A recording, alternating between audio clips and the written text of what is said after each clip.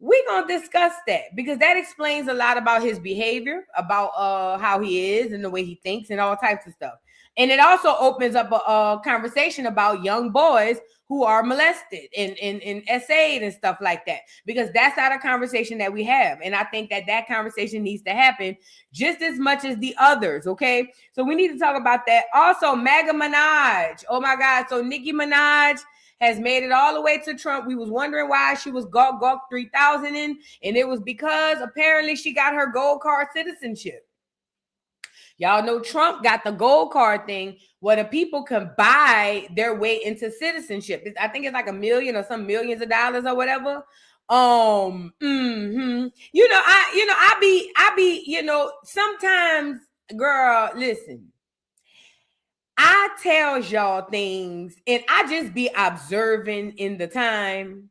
It's not that I don't know what's going to happen, because in a way I do know, but I don't for sure know. I can typically look at situations and gauge how it's going to work out. You know what I'm saying? So when I saw Nikki over there hollering about JD Vance and this and that and the third, and I saw that they was cracking down on doggone, on immigration, I said, oh, my girl trying to secure the citizenship. I get it. And as sure as I got a nose on my face, she got a little gold card. You know what I'm saying? But again, who am I? I ain't nobody. I'm just here on YouTube talking crazy. You feel what I'm saying? I ain't nobody. Just keep your ears open and don't listen. Girl, well, close your ears and listen. How about that?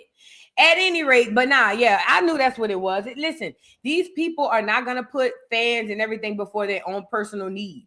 I knew it had to either be for the husband or for her. And given that the husband has been quiet, I figured it was for her. Okay. At any rate, so we got that to talk about with MAGA Minaj. FBA women. So y'all remember stories about back in the day how Black women would go into doctor's offices, especially in the 50s and the 60s, and they will leave with no uterus. Well, apparently they're still doing that. And let me say this. We're going to talk about Black women who are leaving out of doctor's offices without all of their body parts. And we're going to discuss how dangerous it is for us to just allow any and everybody to cut on us. All of this extracurricular plastic surgery, and I'm not saying something is wrong with plastic surgery. I'm a woman. I get it. But all these extracurricular cuts, you know what I'm saying, and all that stuff,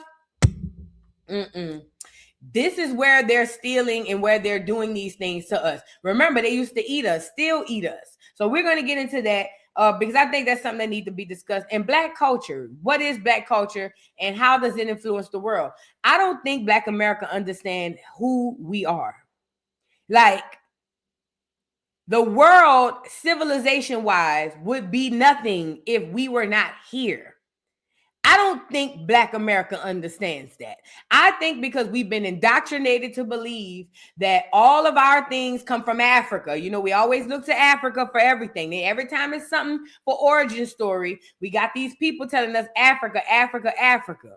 But I don't think we understand that the things they told us about the greatness of these other nations are really about us. I'm talking about even having a chair and a table to sit under. All of that is us.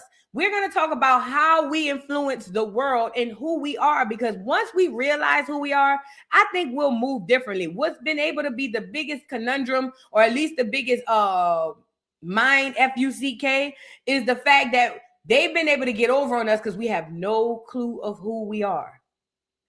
I swear, when I tell y'all that identity, is the first key to freedom, I mean it, because that's exactly what it is. Just knowing who you are can literally change your life. And people don't believe it because it sounds crazy to just say off the top. But we're going to explore that, and we're going to talk about who we are and what we contribute to this world. Because the reason why everybody's been able to manifest and eat off of us and do well, everybody accept us, is because they understand what we contribute. We don't understand what we contribute, but we'll get to it. That and a few other things. But before we do that, y'all, like the video, subscribe to the channel, and let's get right on into it. Because I gotta do Love and Hip Hop, and I haven't even watched it yet. So we gotta definitely do Love and Hip Hop on the channel, or at least on not Voodoo Doll TV, on what's the name of the show, the channel, the Dollhouse Reacts. Girl, let me tell you something. I am so bad at names. Sometimes I don't even remember my own names, girl. So when I be on here and I be saying, what's the name? It's not that I'm slow. I'm not slow. That I don't think so. You know what I'm saying? It's just that I'm bad with names. I mean, I don't think I'm slow. I don't, last I checked. You know what I'm saying? Let's get into, I got a bunch of honorable mentions I want to come up on today. Hold on. I got a few of them. It's a few of them that we need to know. Let's start with this. Now, we talked about this on the channel. There was this guy who was a high school teacher who was found texting a student.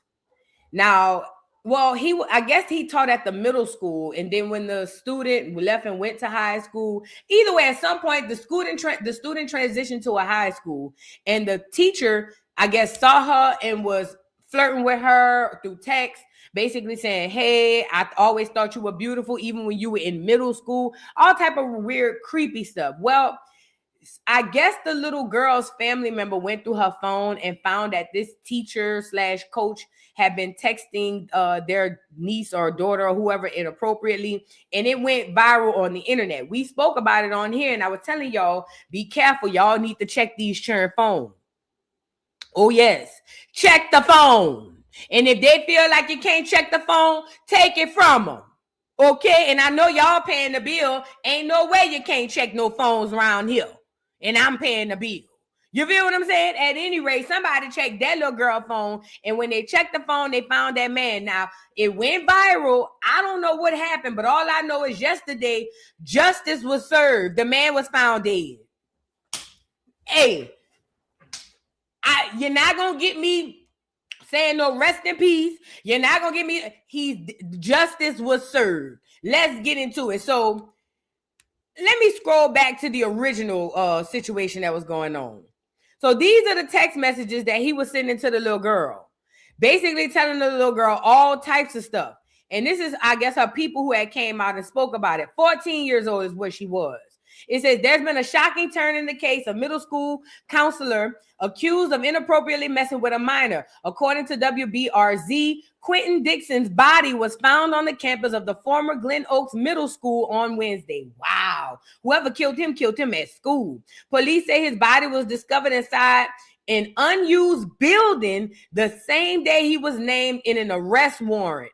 It was previously reported that he had been placed on administrative leave after allegedly messing with a young girl at the school. Court records show a warrant was filed Wednesday for his arrest on 4 counts of an incident behavior with a juvenile. It says the girl's brother previously spoke out condemning the counselor's actions and stated that his sister had to switch schools following the incident. Here's the video of what he's saying. Girl, this the brother. Hold on. How could a grown-ass man with a bunch of kids hop in the DMs of a 14-year-old little girl,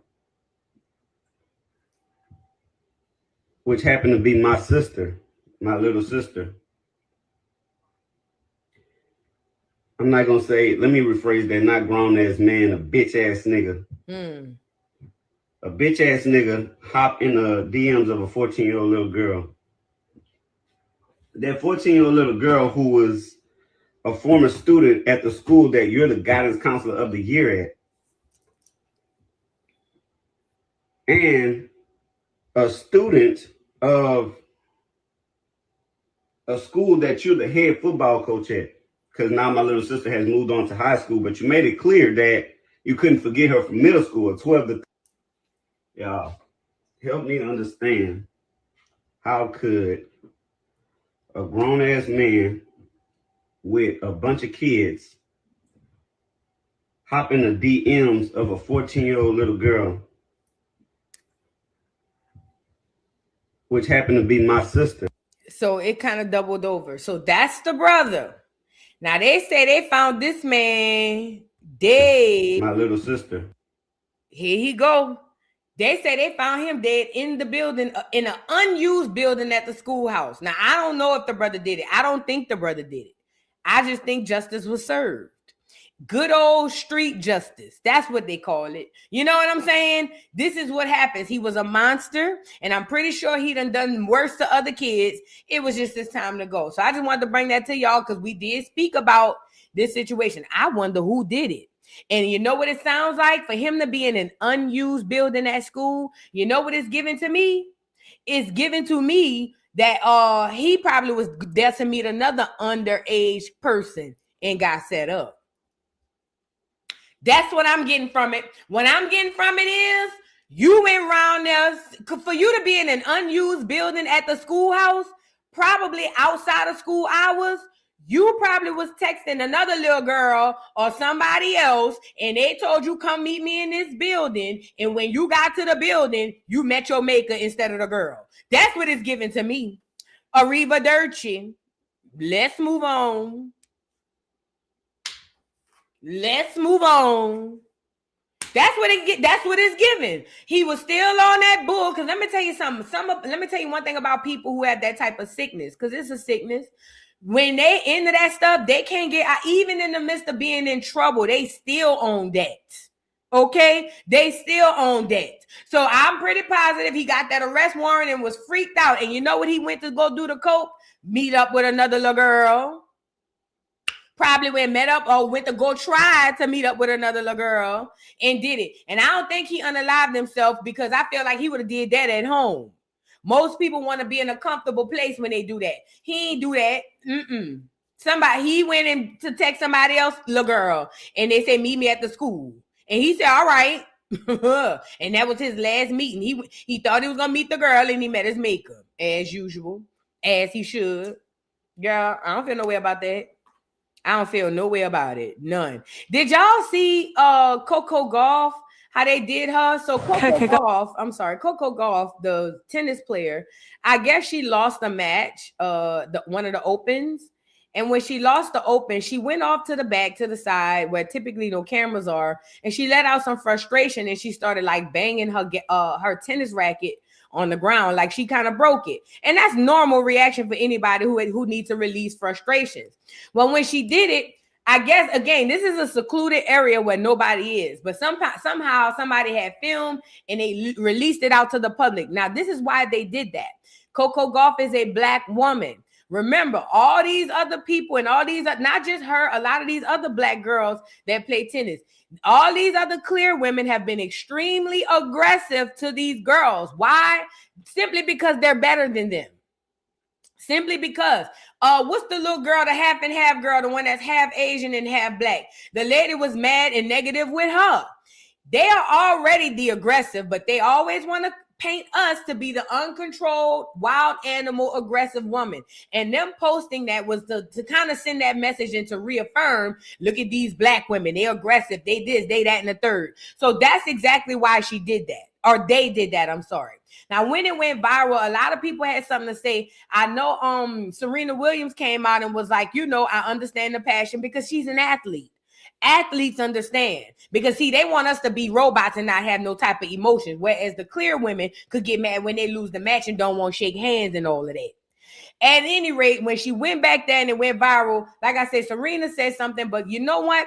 Somebody y'all be discounting playing on, that girl is a huge activist for Black women in sports, of all sports. That is Clarissa Shields. I get it. People don't like the fact that she with Pap. And you know what's crazy? Y'all don't even like Pap. So why do y'all even care that she got Pap? At any rate, regardless of how her social media presence is, whenever it comes down to Black women in sports, Clarissa Shields is the first person to stand up. And rather y'all want to believe it or not, she has the platform and the weight in sports to stand up. She's like right now the best at sports right now, damn near. So her word carries heavy weight. And every time somebody doing something against Black women, Clarissa Shields is the first one to say something. I ain't gonna lie. Take the whole Pap thing off the table. I'm talking about her in the sport and Black women, or whatever the case may be. So when she spoke out, it didn't surprise me, but I'm starting to see people are starting to come around because when you take off the lenses between Remy and Pap's disgusting relationship and you start looking at these people individually, I think that most of y'all will see that Clarissa is not a bad person. Annoying, maybe. You know what I'm saying? Lame, probably. But she's not a bad person. The girl really got a good heart. So she spoke out and said this. She said, see, this is ridiculous. She went where it was private to release her frustration, and y'all still followed her and then posted it. Where's the protection? Hashtag Team Coco Golf. She should have broken the racket. Again, we looking at Instagram Clarissa Shields. So to us, it's just like, girl, Clarissa, go lay down. But in the sports world, Clarissa Shields saying this is big. Because remember, when Serena Williams and all them was going through their stuff, there was no other black women to speak out for them. There wasn't. And quiet as it's kept, but loud as it's heard. After Serena and them spoke out, they said a little sneakily, geekily to a few other girls, but they were not voices for the girls that came after them. I don't want to hear all that ugly ass shit. You see what I'm saying? So the fact that Clarissa continues to use her platform to advocate for these girls, I am here for it. And I love that about Clarissa Shields. I can see past the internet fodder, and I can see that the girl is probably a really cool girl, or at least a good at heart person. So shout out to Clarissa for holding this up. And like she said, Coco should have been protected, because they don't show you when them clear girls be back there metamorphosing into reptilians and shit when they lose. We don't get to see that. When them clears get to losing and they go behind the veil and, and them hoes start taking off their skin and shit, and you start seeing reptile skin, bitch, and tails and shit. We don't get to see that.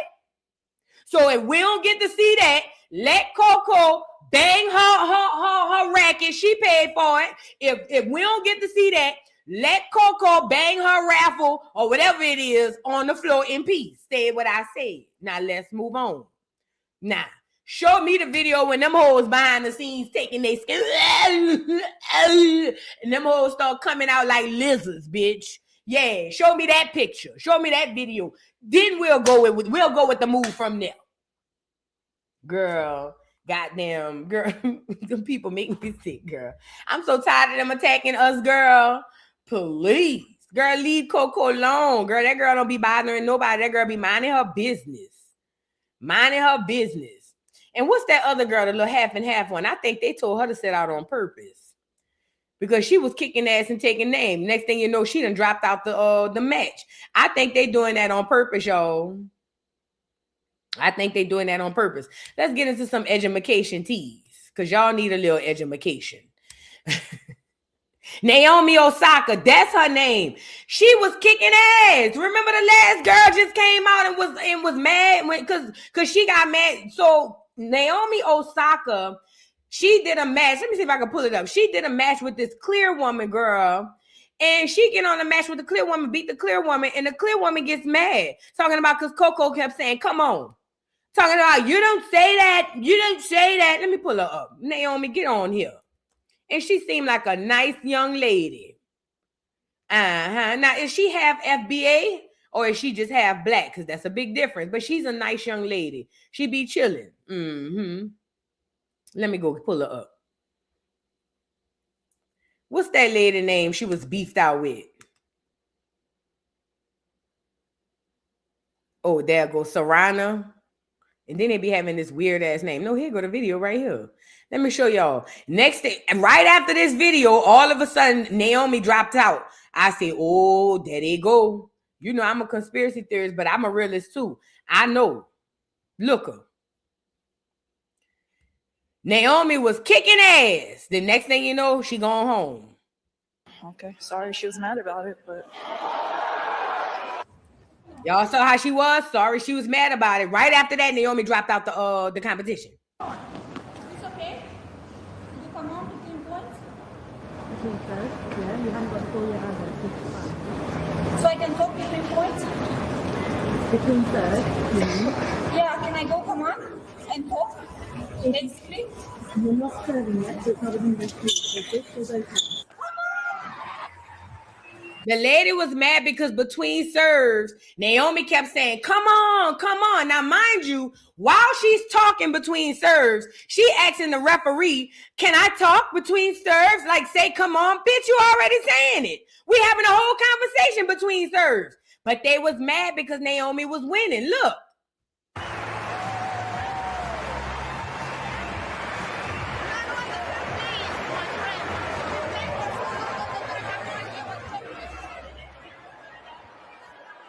Sorana Cirstea is a tough competitor. She came to play tonight. What did it take to get through that one? Apparently, a lot of come-ons that she was angry about, but whatever. She's a great player. I think this was her last Australian Open, so okay. Sorry she was mad about it, but the shade. The shade. This was her last U.S. Open, so the shade. I think this is why they made that girl sit out. Look. Well, she was complaining because between the first and second serve, she could hear you just trying to pump yourself up. Was that the problem? I think so, but like, she could have asked me, like, just, bro, I'm sorry. Girl, let me tell y'all something about these people. Because right after that, that girl dropped out. She said she's not going to be competing. And you know, when you playing their games, you got to go by their rules. Unfortunately. You get it? Once that happened and she dropped out, I said, there you go. But anyways, shout out to Clarissa Shields for stepping up for this girl, Coco Gauff. Because like I said, y'all faves, Serena and Venus over there swimming in whole milk. We ain't heard from them hoes since they was crip walking at the U.S. Open. Girl, bye. I don't give a damn. And I think they still are the GOATs. But at the end of the day, we ain't heard from them hoes. We ain't heard from them. I don't care. Girl, to hell with Serena around there pushing all them GLP-1s and all that ugly ass shit. Girl, don't get me mad on her. Don't get me started on Serena. She already pushing that shit to y'all, them GLP-1s and all of that. Let's move on. Let's get y'all some education. So did y'all know under Louisiana and under everywhere you are, there are lost ancient cities? But there was this man found this city, an ancient city under Louisiana by New Orleans, where the bayou is. I tell y'all, I'm going to say it like this. Most of our history of the things that we really, really need to have or know as far as who we are has either been buried underwater or burned down. Y'all was just on here the other day where we looked at the Great Fire of, and we put in random cities. And you can do this on your own. Look on your Google phone and put in the Great Fire of, and put in whatever city you want, and you'll see that there was huge fires all over America. The truth was buried either underwater or under ash from fires. Now, just like Lake Lanier, you got to know that there are many, many, many other lakes like Lake Lanier. For y'all who don't know what Lake Lanier is, that was a town, or it used to be a town called Oscarville. It was a thriving Black American town that was independent of all things this government. And that town was the KKK who worked for the government came in. At first, they tried to force the people out, and then when they refused, basically they had to come back with the KKK, the military, and all types of stuff, run the people off their land, kill the people who refused to leave, and all they did was just bury it underwater. This is why people are scared of Lake Lanier today, because they understand that spirits, even graveyards, are still under that water. So if that happened in Georgia, you got to know that there's Lake Laniers all over.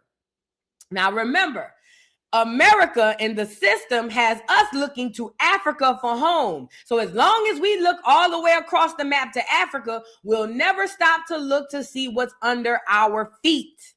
And the fact of the matter is, what's under our feet is our history, is our ancestry, and it's the truth of who and what we are. So I saw this video with this man who found lost pyramids in Louisiana. He found mounds and everything under this water. And don't think about Louisiana when you listen to this story. I need y'all to pay attention, Black America. Do not think about New Orleans. Don't think about Louisiana.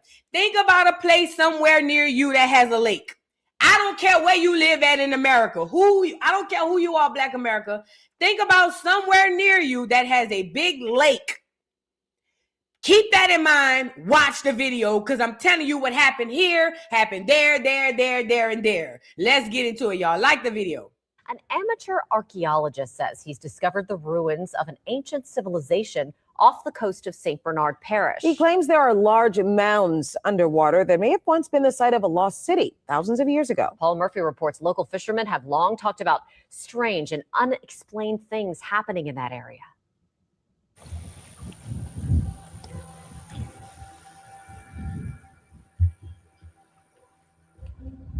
The Chandeleur Islands are a chain of uninhabited barrier islands located in the Gulf of Mexico, 50 miles east of New Orleans. But 12,000 years ago, before a dramatic sea level rise at the end of the last ice age, this area may have been dry land. 3 different search areas. Retired architect and amateur archaeologist George Joce believes the site, now underwater, was once home to an ancient civilization. He dubbed the city Crescentus. What's down there is hundreds of buildings that are covered with sand and silt and that are geographically related to the Great Pyramid of Giza. Giza is a city in northern Egypt where ancient pyramids and the Sphinx are located. Joce claims to have found mysterious mounds of granite under Chandeleur Sound. Granite is not native to Louisiana or Mississippi. Somebody floated billion stones down the Mississippi River and then assembled them outside of what would later become New Orleans. One thing I hate about clear people, first of all, keep this in mind. White people are Johnny-come-latelys. They're new. They don't know shit. Everything they see, they looking and they guessing. It's almost like you own a house for 1,000 years and then you disappear. And then a new group of people called white people come in and try to give details on how you live. They have no freaking idea. And this is the worst part. Instead of them saying that there was a civilization of people here who built this town and had the tools and equipment here, this clear man would rather say, oh yeah, they must have floated brick and granite all the way up and down the Mississippi. Mind you, they never gonna say these people was black. You'll never get them to say that. But I'm here to tell you, everything that they find on this land is black. White people are Johnny-come-latelys. But it just bothers me that whenever they find our stuff and tell us about it, it's always to discount, oh, well, this couldn't have happened because they didn't have this bullshit. This technology we got now, we've always had. Let that sink in. Let me let him finish, girl. Joce has spent nearly 50 years studying the site. He produced underwater sonar images of what he claims are remnants of major buildings, including a large pyramid, which produces an electromagnetic energy that's incredible. And it is apparently 280 feet tall. St. Bernard Parish shrimper Ricky Robin says he's experienced the energy firsthand. Robin claims the compass on his boat spun completely around near the area where Joce pinpointed the tip of the pyramid. And that's not all. Everything will go out on your boat, all your electronics, like if you was in the Bermuda Triangle. See, that's exactly what we got here. It's actually right here. Robin took Joce on 4 excursions to the site. He says for years, local fishermen have talked about catching strange square rocks in their nets near the Chandeleur Islands. I thought it was, I figured right away, that's pieces of the pyramid, you know? And because right around where that compass spun. There are other theories about the rocks.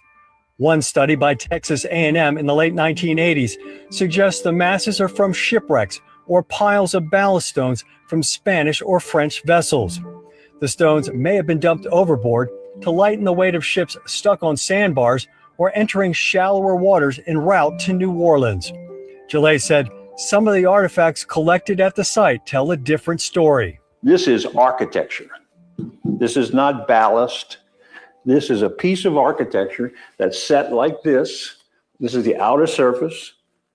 And this was a rain gutter. People who believe in the granite mounds say that. Let me tell y'all something, because we already know we got mounds in America. If y'all don't know that, there are mounds everywhere all over America. And also, America have more pyramids than any other continent in the world. Let's be clear. As a matter of fact, studies have shown that the mound builders and the people who were building pyramids came from here and branched out, not the other way around. Now, we have lakes all over America. Everywhere you live, I don't care where you live in America, if you black, somewhere around you is a big ass lake for no reason.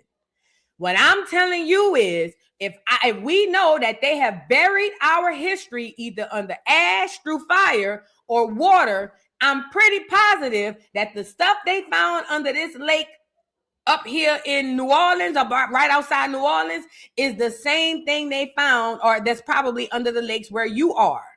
Because remember, as long as they keep us thinking that we're African, we'll never stop to look right in the mirror and under our feet. Okay?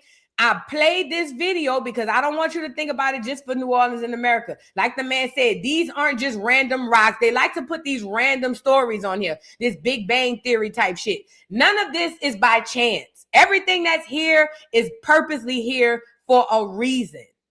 The people that we are and the people that we were before these clear people were even created were one of the greatest people on the face of this earth.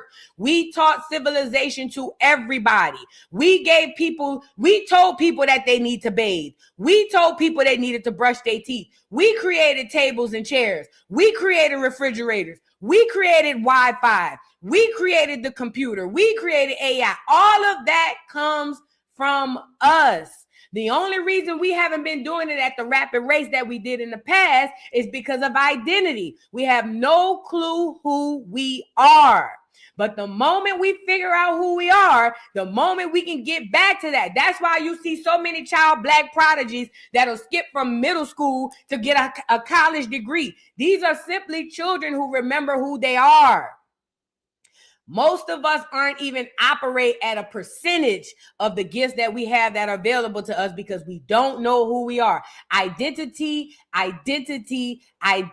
will forever be your first key to freedom. I keep telling y'all that.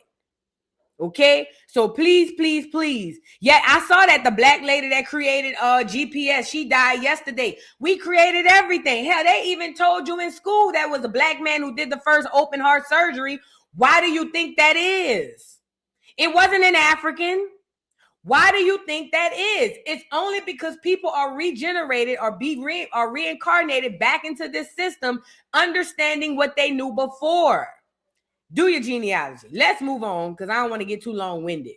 But it's crazy that they found whole pyramids. And did y'all hear the man say that when you pass over the thing, he said, when you pass over where the pyramid is, he said his compass went to lose all of the signal. He said, and all of the power went out. And y'all wonder why when y'all go to New Orleans, a lot of time, not just New Orleans, Savannah has this feeling. I ain't gonna lie, parts of Chicago had this feeling. But certain places in America, especially where black people are, you go there and you find a sense of familiarity. You find a sense of love. You find a sense of connection. Because the stuff, not just the people, it's the things under the ground that's connecting you and drawing you back to that stuff. Like I tell y'all all the time, y'all ain't got to be from New Orleans. The reason you connect to New Orleans culture is because it is one of the oldest ancient cultures that we have had. As a matter of fact, I don't think there's another culture, and I could be wrong, but I don't think there's another culture as ancient as New Orleans culture that we still practice today. Yup, Charleston is big like that. Charleston, I get a connection when I go to, I'm getting goosebumps talking about Charleston. Charleston, Savannah, New Orleans. I've never been to St. Louis, but I am being drawn to St. Louis. So I'm going to put them on the map. St. Louis, I could just say who I'm drawn to energetically. These are all places that were ancient places that we cohabitated and lived in and thrived in. That's why we have Memphis, another one. That's why we have all of these familiarities to these places. But yeah, man, we're going to get back to it, though. Y'all wake up. Now, I want to give y'all this little tidbit. Y'all know Joe Rogan be doing podcasts, and he be doing stuff about the COVID. Now, I done told y'all they got another panorama coming. It's coming. It's coming. It's coming. It's coming. Another pandemic is coming. And this is the craziest part. Look at your neighbor. I need everybody in the chat to proverbially look at your neighbor. Because if you look to your left and you look to your right, 2 out of 3 of y'all gonna fold again. I need everybody in the chat to look to your left and look to your right. You know, not in real sense, but just play like we all standing in line. 2 out of 3 of y'all gonna fold again. And that's okay. No, it's not okay. It's not okay. It's not okay. Y'all, 2 out of 3 of y'all gonna fold again. Y'all gonna fold again because y'all gonna get under the pressure and y'all gonna be like, oh my God, they're gonna take this. Oh my God, they're gonna do that. Oh my God. And you are going to fold. This is what I'm telling y'all. Before you fold, get all of the information that you can. Do not let COVID be a distant thing of the past, because the only thing they do is recycle times and situations. They're going to take this COVID thing and magnify it by 1,000,000 on the next go round. If you don't pay attention to what happened in COVID, you're going to get caught up again. You're going to get caught up again. And this time, whatever they give us, you may not make it. Because what they don't want to tell you is them waxes that they gave people killed a lot of people. And I don't want to hear, but that's not true. My uncle didn't die of COVID. He just had a random heart attack on a random Tuesday and he was only 25. Bullshit. It was, you want the truth or not? Okay? Everybody knows that them waxes was crap from the beginning. Okay, as a matter of fact, everybody who took it, they already told you you're never gonna be able to come back and sue, because we low-key telling y'all we don't know what the hell going on. Okay, so now fast forward, people took the wax, a lot of us made it, but what y'all don't want to accept is because you took it, and I get it, and it makes you scared. But a lot of people that you know didn't die from these other causes; they died from that shot. Okay. Let's get into Joe Rogan. Joe Rogan is going to get on here and talk about a study about how to max the Moderna. Is it not Moderna?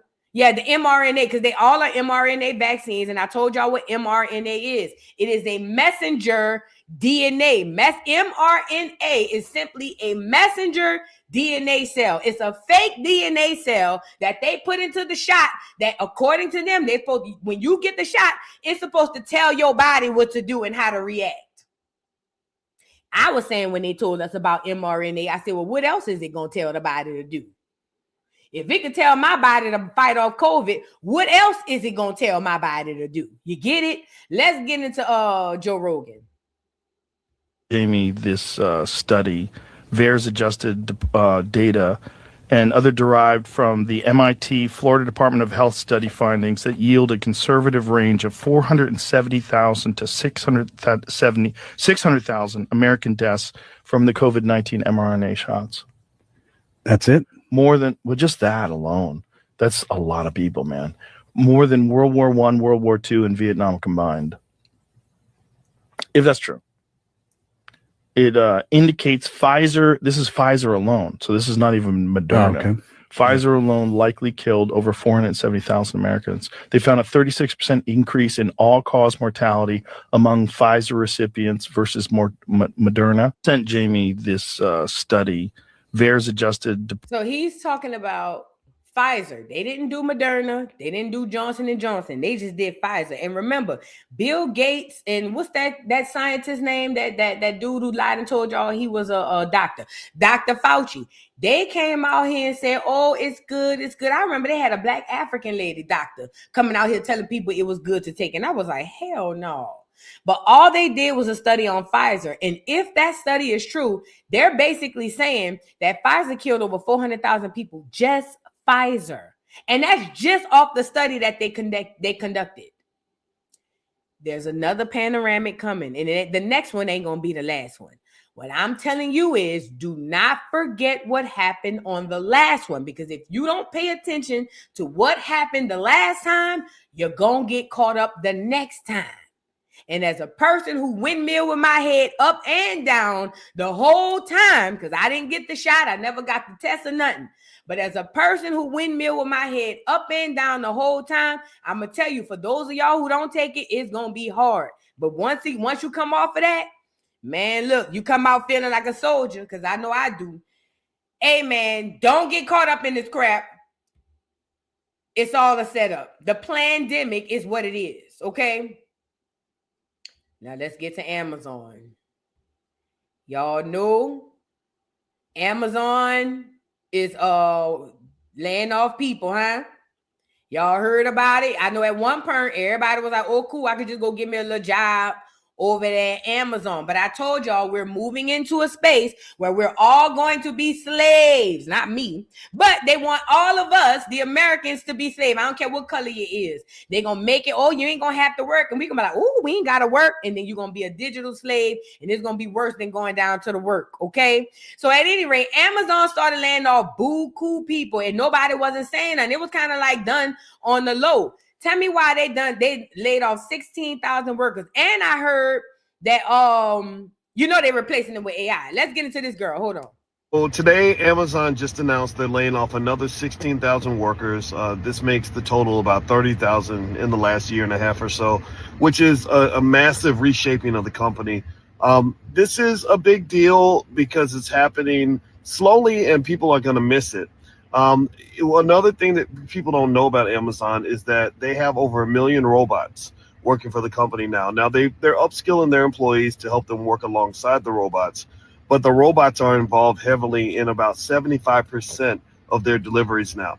So this is a common trend that's happening, particularly amongst tech companies. This is why if you have a child in college that's studying computer science, they may not be able to find a job. The AI is creeping in, but they're being very careful not to scare and spook employees by making them think they're going to get replaced by robots. But here's the deal. Companies like Amazon are being measured by a number of factors, and one of their most important factors is revenue per employee. And their job is not to take care of workers. Their goal is not to make sure that the suppliers and customers are okay. Their goal is to make sure the shareholders are happy. That's it. And so shareholders, because they want revenue per employee to be maximized, and you have artificial intelligence, in my view, means that Amazon will slowly continue to whittle away at its employee base because robots are easier for them to deal with than people. That's what it is. So I would encourage you to buy stock in these companies. There's money being made. I own Amazon stock. You can own it too. You can buy shares for as little as $5 or $10 actually. They're fractional shares. That's what they call them. You don't have to buy a whole share. You just build up as you can. But remember, if you're spending $400 or $500 a month on a car note, I would suggest spending $400 or $500 a month on investing. It's really that simple. Well, anyway, my name is Dr. Boyce Watkins. I'm a finance professor. Every day I teach finances for. Shut your ass up, Boyce. I didn't know that was Boyce. So Boyce was talking about the Amazon workers, and he said up to 30K so far in the last year and a half. Now look at the robots they're replacing everybody with. Here go the robots. Now remember, we've been talking about this on the channel. We've been speaking about this on the channel. They want to make it. Elon comes on here every other month and tell us what they about to do.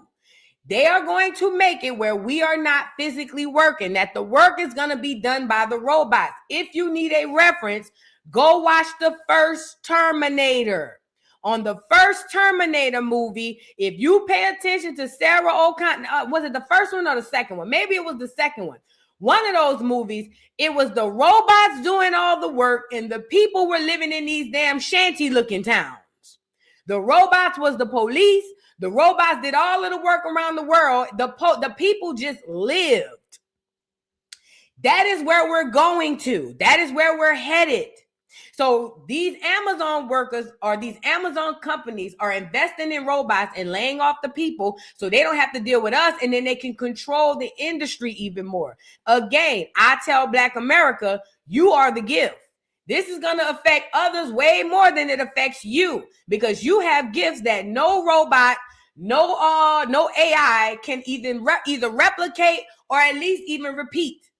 This is where you need to go within Black America, find out what it is your gift is, why you are here, and find that and give it to the world. If not, you're falling under the system, and they're going to fire everybody ass. At some point, none of us going to be working, at least not in the way in which we know it. You know what I'm saying? And it ain't just them. It ain't just Amazon. We already know they was doing it with the surgeries and all that. They about to get the healthcare people out of here. I told my daughter, she's in college right now getting her master's degree for doggone physical therapy. And I told her, girl, that degree ain't gonna be worth 2 nickels rubbed together when you get out. But she's already committed, so here we are. But find your niche and make yourself a commodity. Healthcare will be replaced by AI and robotics. What happens when healthcare stops depending on human limits? Over the next few years, more of the high pressure work will shift to AI and robotics. Heart procedures becoming more precise, CPR delivered by machines that don't tire, and X-ray plus ultrasounds run faster with fewer delays. Pharmacies will move toward automated dispensing, with pharmacists focused on oversight and patient care, and dentistry will follow as robotics get steady enough for complex procedures. It won't replace doctors overnight, but it will replace a lot of how healthcare is delivered. Would you trust a robot? Hell no. But then again, we already trusting them. They doing heart surgeries and all that. They repairing ACLs and all that, girl. We're here. No need to get scared. We're here. We're here. Y'all, I'm telling y'all, go back and watch The Terminator. That's where we at. We there. I remember when The Terminator first came out. Boy, I thought that was something that was going to happen a million years from now. I'm like, no way. Yeah, we here. We already there, fat. So yeah, they're gonna be replacing dentists, doctors, lawyers. Nobody is safe. They want it to where we're not working. So please keep that in mind and move accordingly. Go within Black America, find your gift. Because your gift, no AI and no computer can replicate. And that's where you're gonna survive. If you don't go within and find your gift, then guess what? You're gonna be subjugated like the rest of them. Okay. Now let's move on. Let's get into MAGA Minaj. Let's start with her first. So Nicki Minaj, she's been receiving a lot of backlash because Nicki Minaj went and did the whole thing with the president. Now people are upset with Nicki Minaj because they feel like, girl, you played on us and you made it seem to us like you was on the left side of the politics, that you were team us, team gays, team LGBT, team this, that, and the third. And then as soon as we turn around, you flip. Duh. Because even though she might love y'all, she don't love y'all more than she love herself. And none of these stars are who they say they are. Somebody say, how will we generate money? You won't need no money. Currency, that's why they're already getting rid of dollars right now, fat. That's why your money is invisible on your phone. You ain't gonna need no money. Don't worry about it. Your currency gonna be your social currency. Get me up here. I'm glad she said that. Somebody asked, how we gonna make money if we don't work? I'm gonna go back just a bit. So the young lady put in the comments, she said, well, how will we make money? And she's asking in reference to us all not working, because currency will not be money. It will not be cash. It will not even be digital. It will be social currency. That's gonna be it. If you don't have social currency, then you go poor. You get it? Social currency.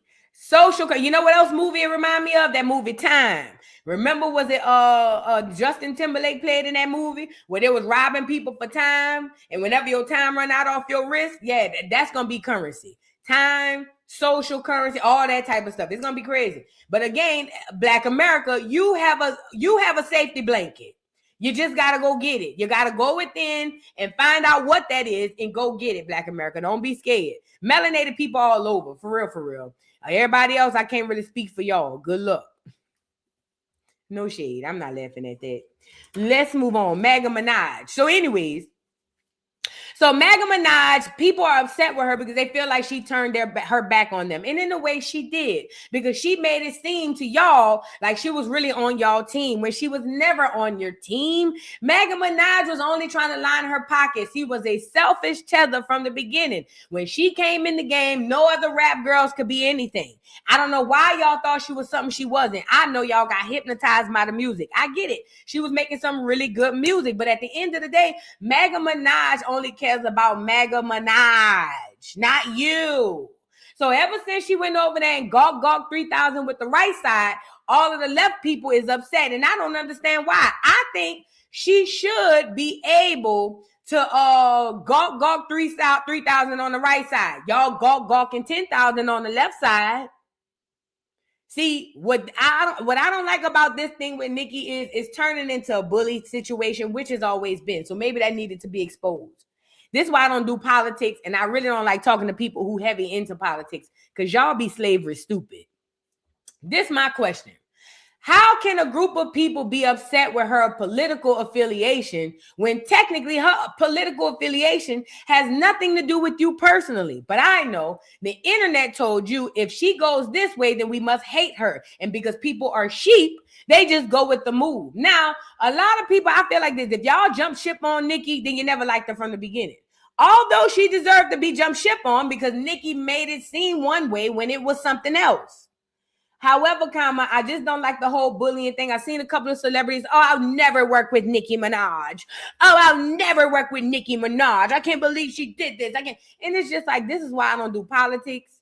This is why I wish they did away with all politics. And I wish they did away with all religion. You niggas would be lost.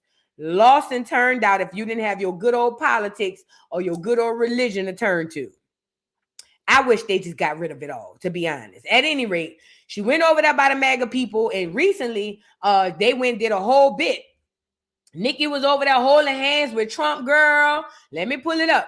Nicki was holding hands with Trump. She already told us she was his big fan, or she was his biggest fan. Then Trump was on there talking about he about to grow his nails out so he could be like Nicki and all types of stuff. Let's get into it, girl. So as you can see, here are the hands of Nicki Minaj, Nicki Lewinsky, Nicki the Harajuka Barbie. Her and that orange man is holding hands like they love each other. Now, let me say this. A lot of black people feel some type of way, but why? That lady holding hands for her citizenship. Y'all out of pocket. Y'all citizenship ain't on the line. That lady got to do what she got to get what she want. When y'all in the bind, y'all go to Mr. Nate. Why she can't go to Mr. Trump? Y'all out of pocket now. That girl went to Trump and said, I'm in a bind, Nate. And Trump said, oh, really? Close the door. Trump said, close the door. You know what I'm saying? And she went with the move. And I said, I'm going to let my nails grow because I love those nails. I'm going to let those nails grow. And I said, I'm going to let my nails grow because I love those nails. I'm going to let those nails grow. Nicki went with the move. I mean, let's think about it selfishly. Technically, she ain't do nothing wrong. I mean, morally, yes, but technically, she's surviving. Nicki said, girl, she ain't worried about you, your mom, your greedy grandma, or your great greedy grandma. Nicki said it ain't about nothing but survival, bitch. It's survival.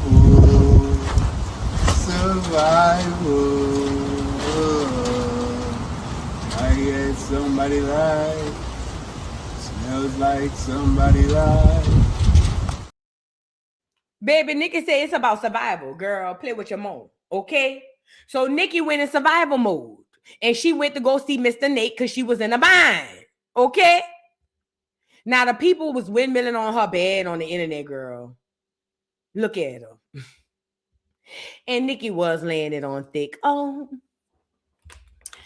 I think the most handsome man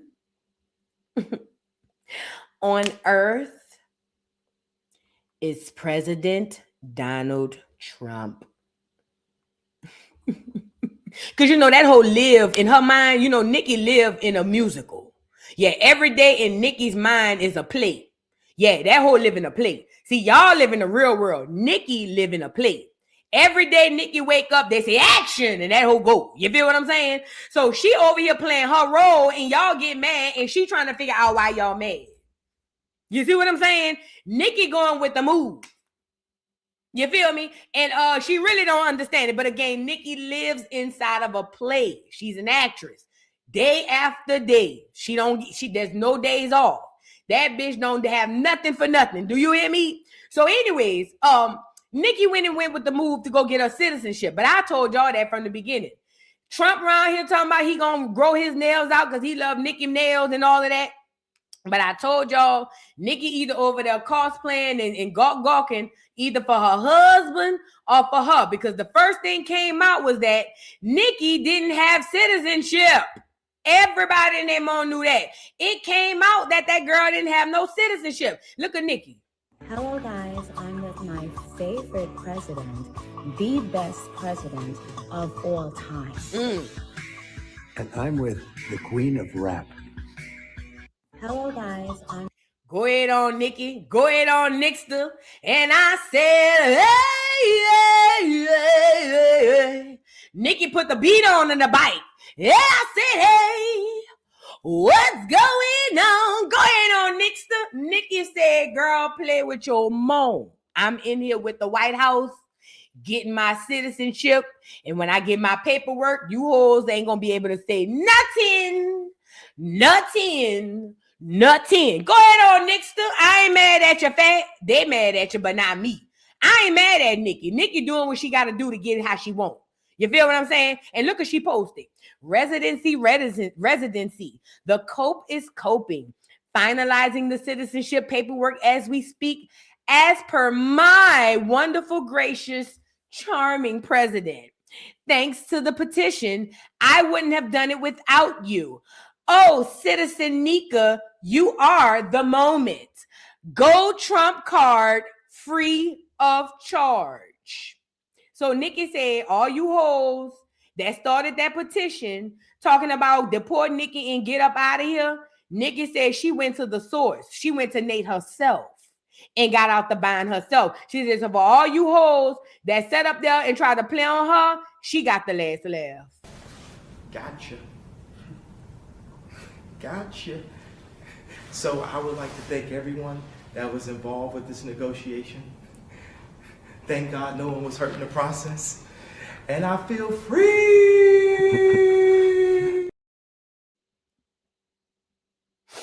Bitch, Nikki let y'all run that petition up to 1 million signs and signatures, bitch.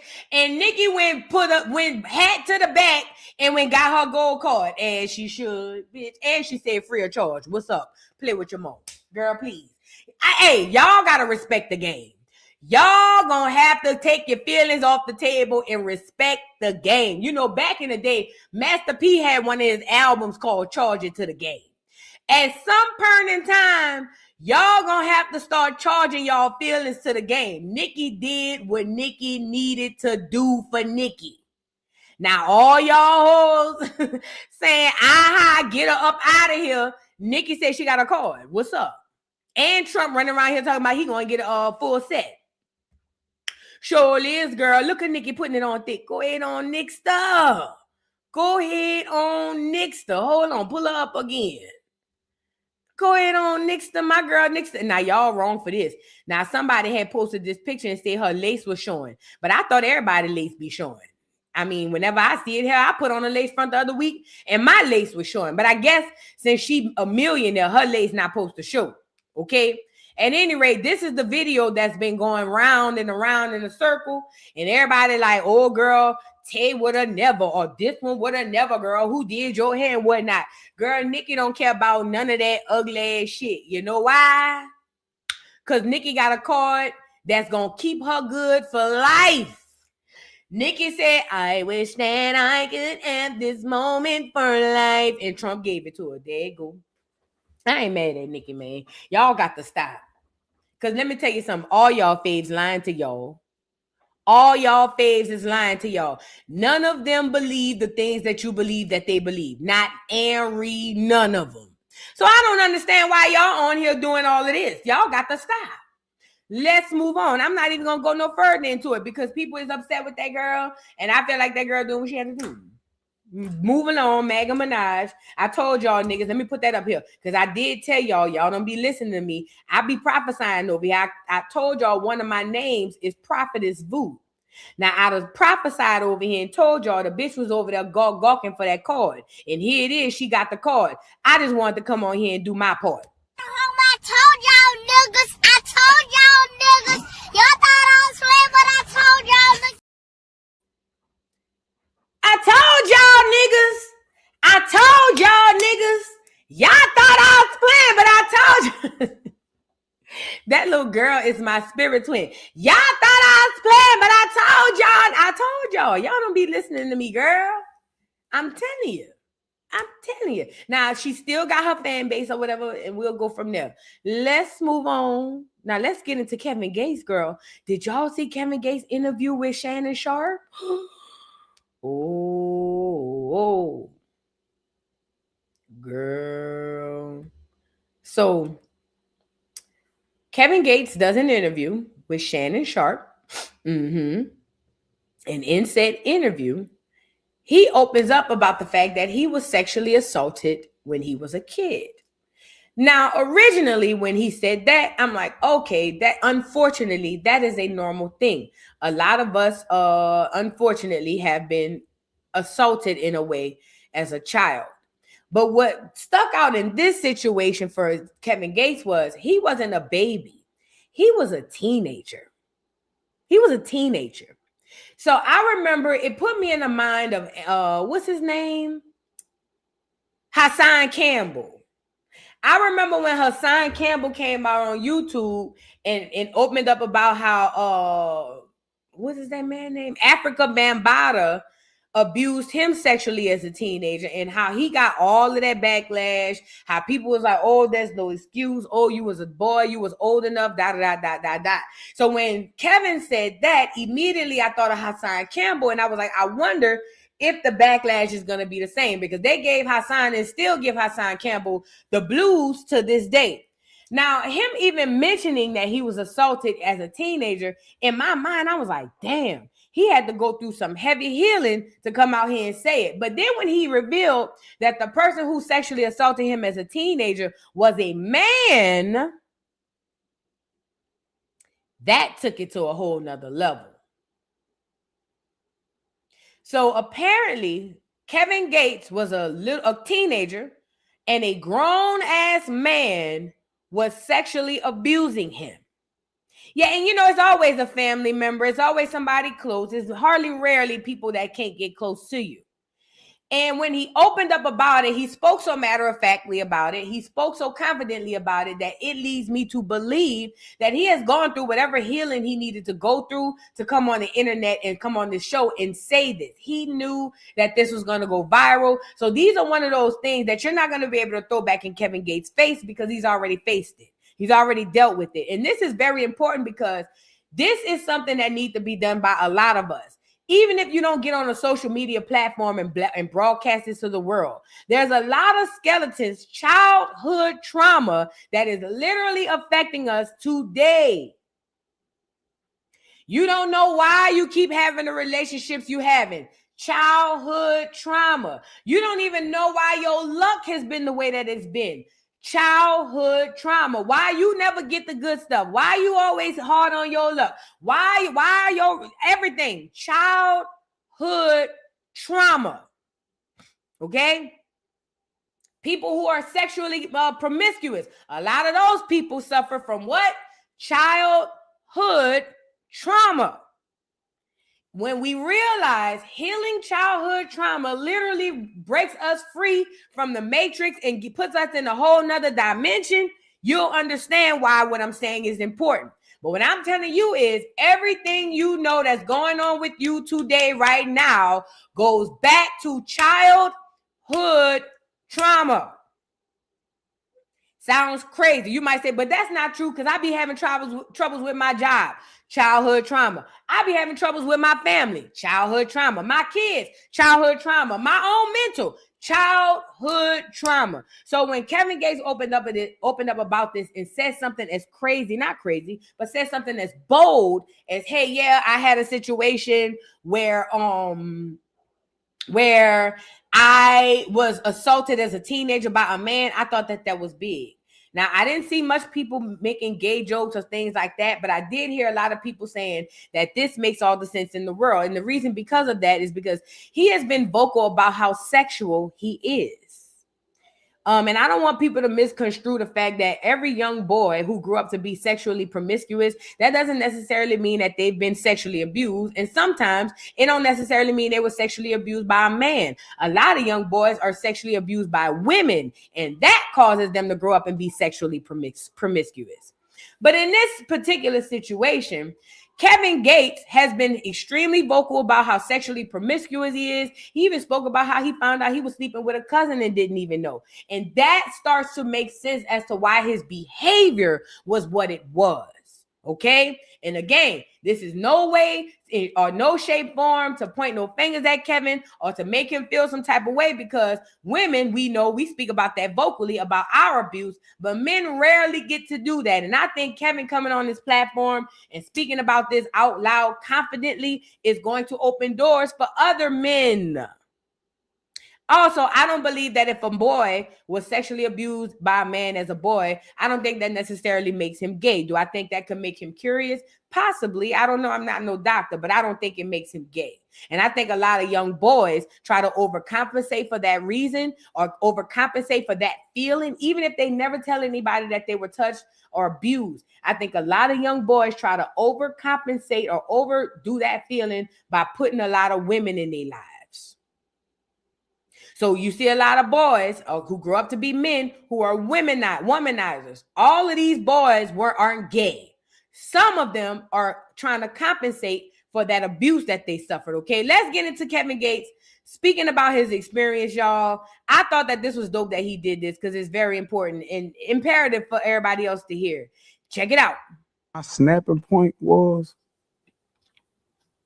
damn, I hate to say who it was, but he pulled me to the side. He a monster too. He pulled me to the side. He was like, hey, are we gay? I said, I don't know. I don't know. And I saw that you did an interview with Mike Tyson and you revealed for the first time, you never revealed this before, that you were sexually assaulted. Yeah, I was sexually victimized. So I've heard people say, what's so traumatic about this? Not only is the child robbed of his youth and his innocence, but when he or she tells the person that's in charge of protecting that youth and innocence, they go unheard. They're not believed. That was one of the reasons that me and my mother had a, disagreement. That's one of the reasons. Like, we told you what happened to us. For a long time, and I hate what I'm about to say, for a long time, I exhibited a lot of violence. My snapping point was, damn, I hate to say who it was, but. Let me pause him right quick. He resented his mama because when he went to his mama to tell his mama about what was happening, she didn't believe him. Let me also say this. Everything, and I want Black women to understand this, because the internet got us believing that all men who act out are either gay or something wrong with them in that capacity. That's not the truth for everybody. That is the truth for some, but that's not the truth for everybody.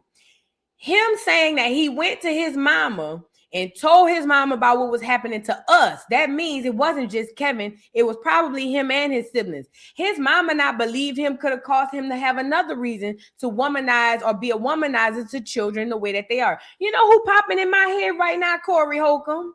He probably suffered from some sort of sexual abuse or trauma as a kid. I don't know why he just popped in my head. But anyways, a lot of times these dudes overcompensate for trying to figure out the abuse, and they act out. He probably have issues with women as well, like I was saying, because his relationship with his mother had to be fractured when he told her something happened to him and his siblings, and she didn't do anything about it. So you wonder why he go through women the way he do, the way he deal with women, how he bitch this and then 1 minute date a queen. He is traumatized and he's trying to figure that shit out. He pulled me to the side. He a monster too. He pulled me to the side. He was like, hey, are we gay? I said, I don't know. I don't know. And that little piece right there, whoever he's talking about, because I didn't watch the interview, but apparently they did something, whatever they were doing or kept doing, they were figuring out if their sexuality was compromised. And for a young Black boy, that is major. Out of violence, out of fear. People salute me for a lot of stuff, but that was out of fear. That wasn't out of just me being no monster, no tough guy. That was fear. Were you a teenager at the time? Yes, sir. Were you threatened? When? Did he, if you tell anybody that this has happened, or if you tell anybody that this happened, something might happen to you or someone? He did.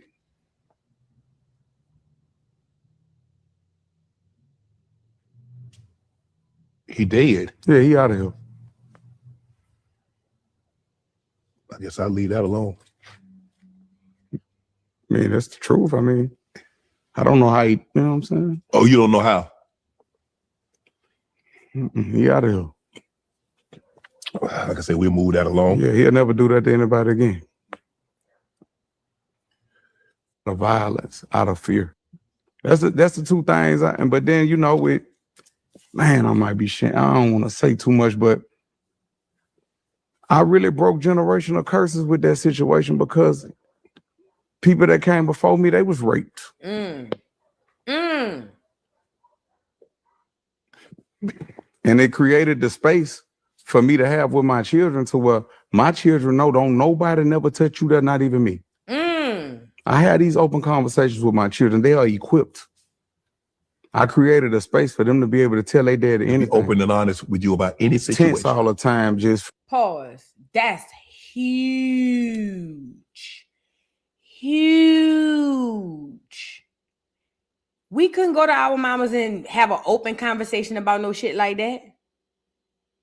If you was born in the 80s or beyond, maybe even the 90s, you couldn't go to your mama and have an open, comfortable conversation about mine. I feel uncomfortable around so-and-so, or mine, so-and-so touch me. You couldn't do that. Breaking that generational curse literally freed his entire bloodline. Do y'all understand what this means? There was a curse on Kevin Gates' family where the people before him, including him, were raped and sexually assaulted. It is think about your own personal stuff. You ain't got to put it in the chat. Think about your own life. I don't care if we talking about sexual assault or whatever it is. Most curses is generationally, meaning this happened to me, this happened to my mama, this happened to my grandma, this happened to her mama, and so on and so forth.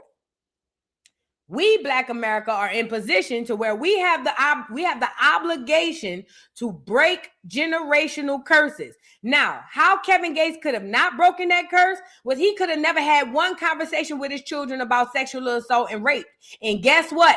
That demon would have followed his kids. But what Kevin decided was, I don't want to make it to where my kids don't have a space to express themselves and they know what's good and what's not good, or what's not bad, or what's good and what's not good. So he opened up this space for his children to have. That specifically broke the generational curse. Now his children don't have to be subjected to sexual assault and rape. Apply whatever your situation is to your situation. However, that's what this is all about. Because it's not just about you. It's about the people that come behind you. A lot of y'all don't realize that the things you going through are because of generational curses. A lot of the things you going through, a lot of these roots y'all got on y'all, a lot of people, I know people got in their family where people be dying like crazy. That's generational curses. You got to break that. Let him finish going in. Hold on. from, you underwent trauma. And even going out here and applying pressure, it don't never go away. But I think my snapping point was, damn, I hate to say who it was, but he pulled me to the side. Are we gay? Oh no, let me go You're a back. monster too. He pulled me to the side. He was like, hey, are we gay? That's the two things. But then, oh no, we saw that. I said, I don't know.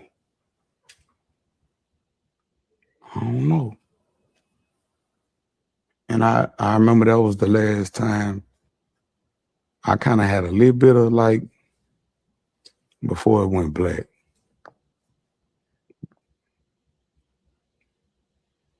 You don't remember anything after that? No, I remember. I'm talking about before my humanity kind of got turned off toward predators. I don't respect those that pick on the weak. I just don't.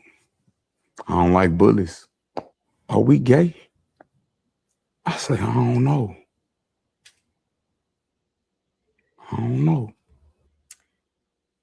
Listen, let me tell y'all something. This was a powerful interview, and I haven't watched it, and honestly, I don't want to go back and watch it. But for the clips that I saw, this is powerful. This had to happen on this world stage for everybody to see, because I need y'all to understand that this is what you're looking at amongst your own family and friends.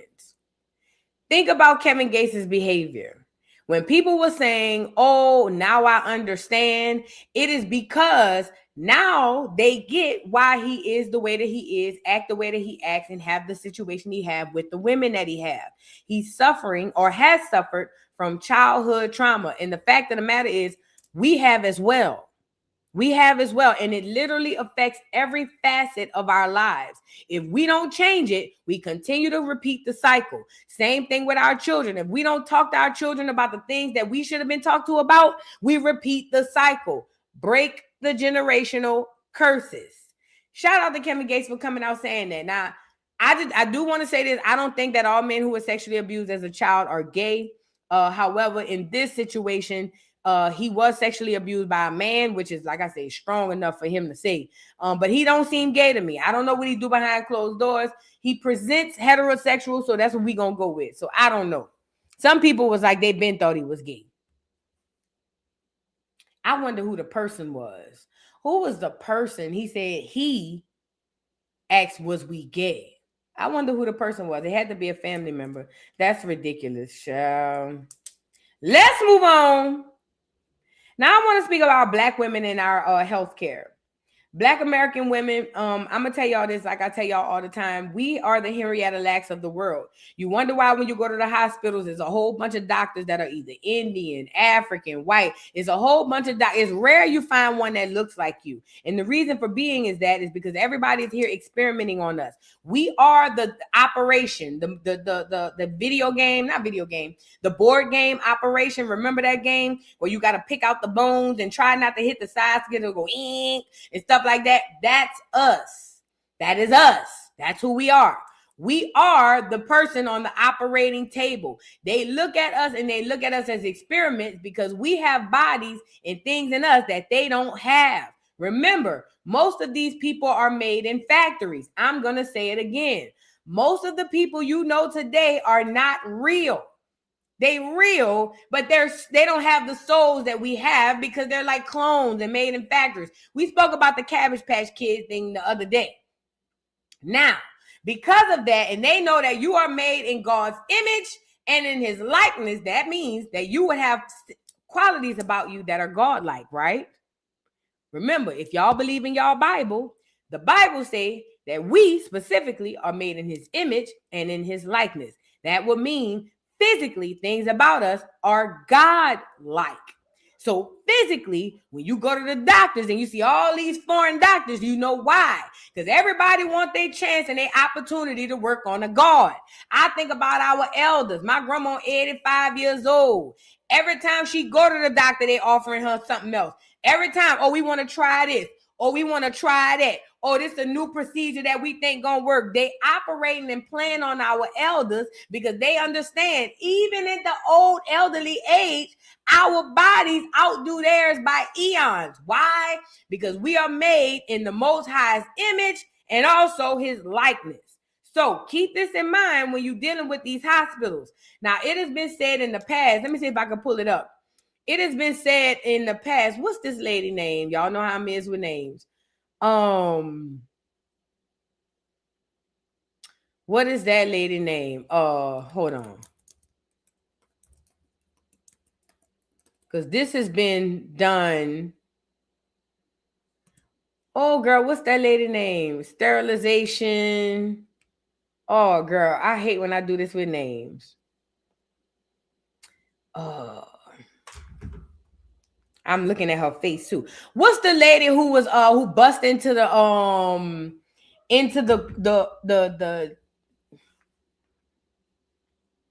somebody gonna put it. No, not Henrietta Lacks, not Margaret Singer, Black lady, Mississippi. She helped with the voting. She was down there with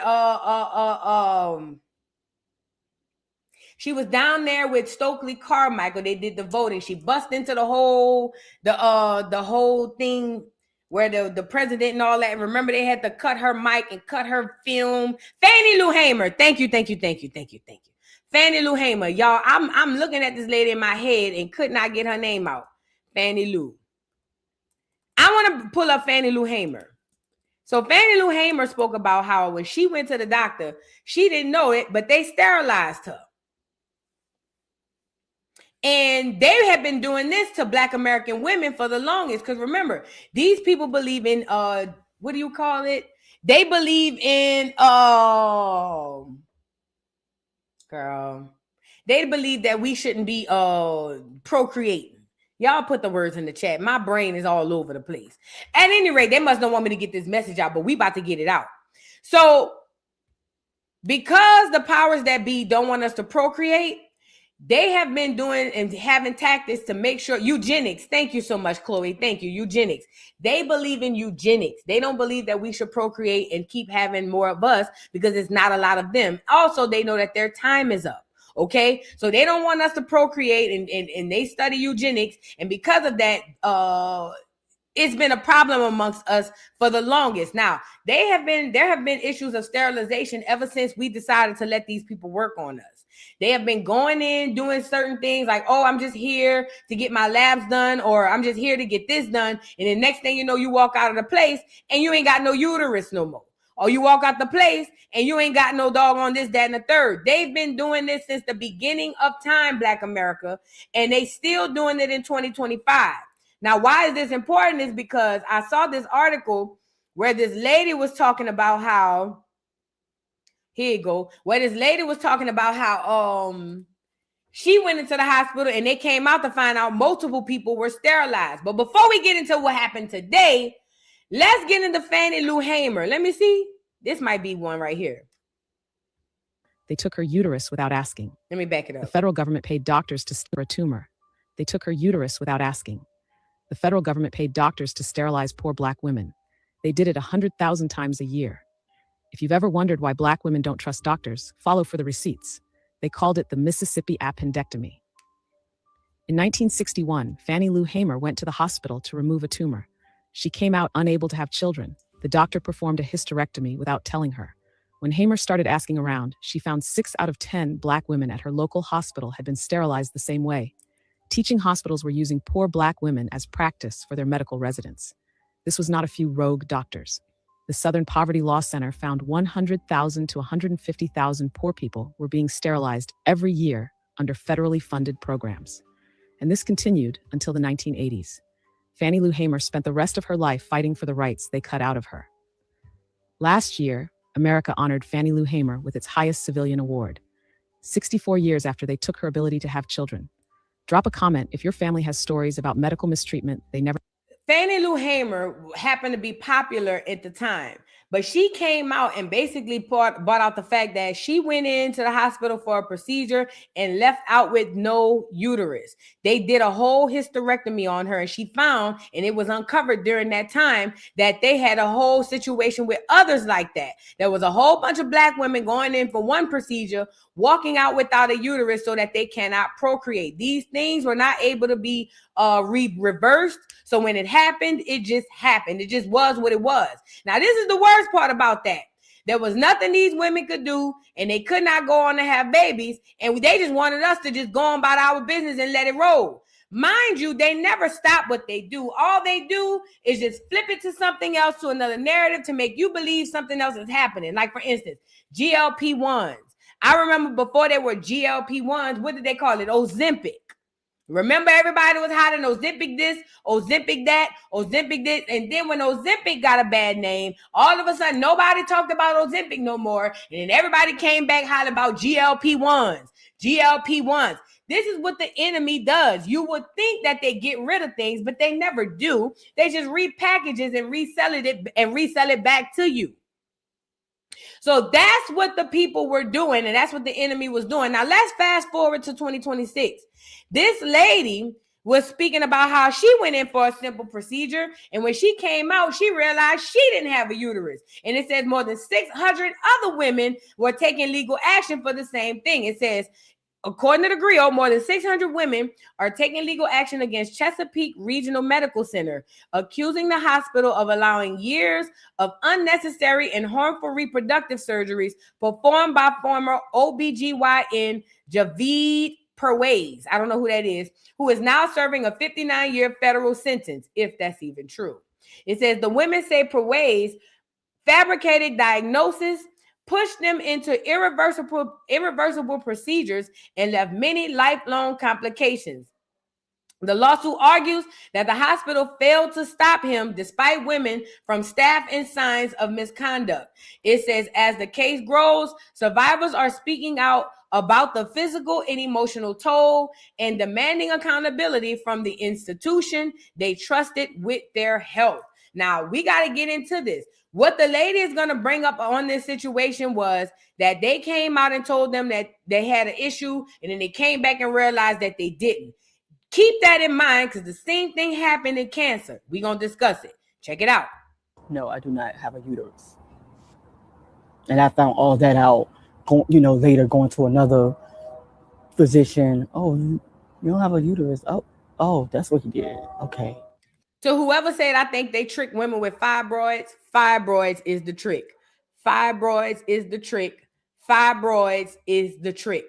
That's how they getting us. Oh, you got fibroids. I'm telling you. Hold on. Let me let the people plead. Close to 600 women have come forward as potential victims of Dr.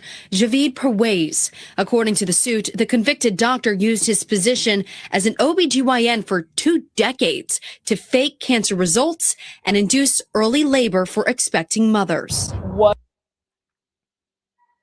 Did you hear that? The doctor was faking cancer results. Why is this important? He ain't the only one was faking cancer results. Do y'all recall that whole large number of young Black women getting deadly breast cancers and all this stuff? Now, some of them did, but a lot of them, they were faking cancer results so that you can go down and get chemo. And then once you get chemo, you think you beat cancer that you never really had. Oh, yeah. A lot of us, a lot of Black women went through chemo thinking they had cancer and they never had it. They never had it. And this is the worst part. They let them come out and ring the bell and say, oh, you beat it. And these women going about their days thinking they beat a disease they absolutely never had.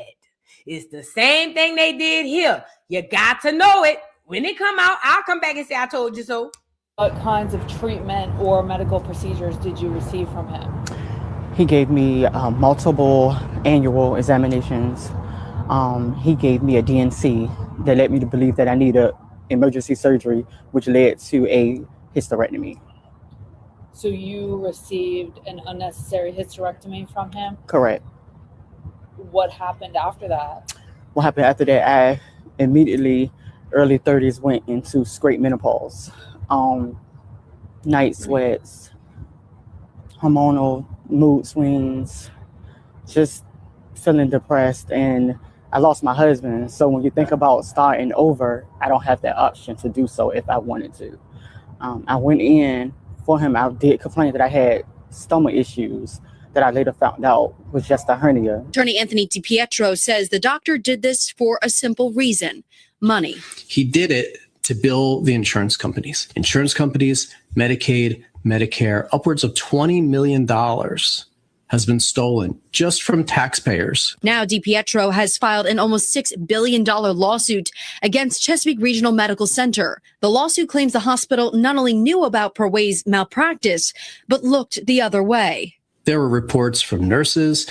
There were reports from colleagues. There's a report from a fellow OBGYN who went to the chairman and said, hey, at least 2/3 of the surgeries that Perwaiz is doing on these women are completely non-medically indicated. A spokesperson with Chesapeake Regional Healthcare adamantly denied these accusations. They pointed to the fact Perwaiz was never an employee with their hospital and that he acted without their knowledge. And what it is a cop-out. Many doctors aren't employed by the hospital. They have to get credentialed and they have to get privileges. And the executives at CRMC approved that year after year after year. Emily Harrison, 13 News Now.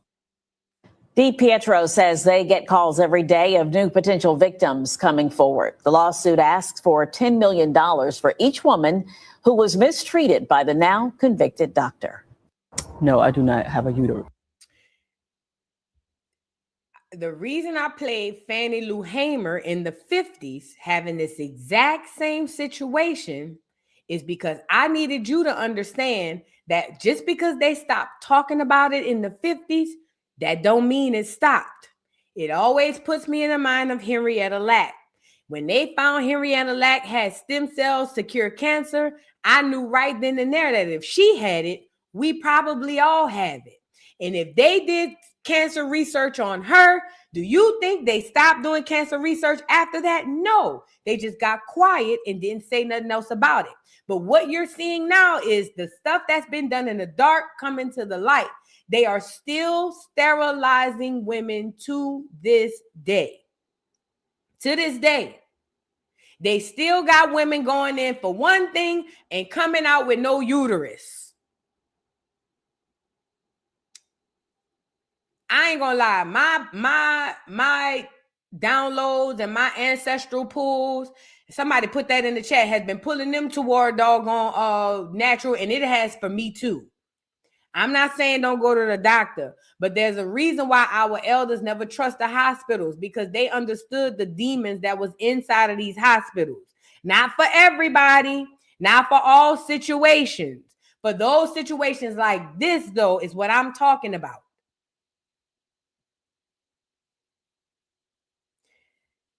I don't know. My eyes look different, but whenever I go into hospitals and I see all these foreigners that's doctors, that scares me.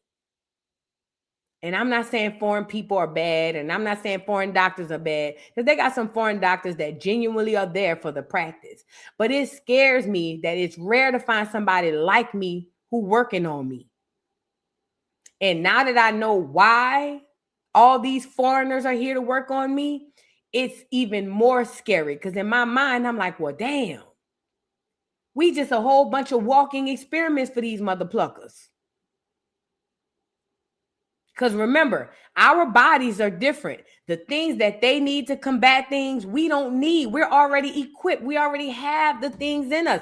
All these vaccines we be going around getting, we don't need that shit. They got us thinking we need it. And most of us probably need it now because we've been doing it so long, but we don't need that. We've all been lied to. They still sterilizing women. And women stop going on, especially in Atlanta. I know they done sterilized millions of women between Atlanta and Miami, because y'all going through there letting them people put these BBLs on y'all, and y'all getting put to sleep, and you do not know what these people are doing when they put you to sleep. And oh, don't get me wrong, it wouldn't surprise me if they doing some damn uterine transplants or some shit like that, trying to put black women uteruses in clear women, or putting black women uteruses in AIs and all of that shit. You know that's how they is. They weird. They been around here stealing our uterus to make a new person. For real, for real. You don't know what they doing with that shit. Remember, clear people are Johnny-come-latelys. They new to this shit. That's why they explore everywhere they go. Oh my God, because they ain't never seen no. They so don't even remember the shit that they looking at. That's why they always in awe everywhere they go, all over the earth. So they all here. They all really just trying to piece some shit together. It wouldn't surprise me why y'all laying down for your BBLs and your lipos, they stealing uteruses and all of that. And putting shit in you to see how it work. That's how they is. At any rate, y'all be careful and check for your uterus. That's all I got to say. These people been doing this stuff and they ain't never stopped. It's just the universe is pushing all of this stuff that's hidden in the dark right back to the forefront so that you can know. Let's move on. Now we got to get into black culture and then we up out of here. Shout out to everybody in the building. I hope y'all are doing well. If you are new to the channel, subscribe. We do this Monday through Friday. This is the Morning Joce. We Joce every day, Monday through Friday, just to come on here and see what y'all are doing. And I get y'all through the work day or whatever the case may be or whatever. Yeah, I think I got all